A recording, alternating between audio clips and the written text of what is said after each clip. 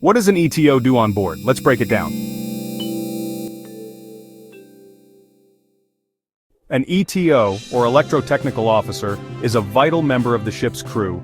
Their main responsibility is keeping all the electrical and electronic systems working smoothly, from power generation to automation, and from navigation equipment to communication systems. If it runs on electricity, the ETO is in charge. Daily duties include monitoring and maintaining electrical machinery, troubleshooting faults, and carrying out preventive maintenance. ETOs also ensure that essential navigation and communication equipment like radars, radios, and satellite systems are always in top condition.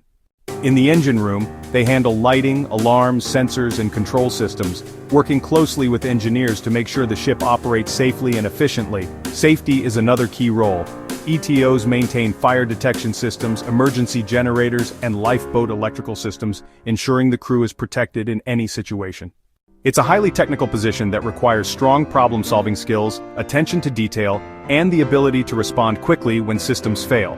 So, what does an ETO do on board? In short, they keep the lights on, the ship connected, and the voyage safe. Without them, modern shipping wouldn't be possible.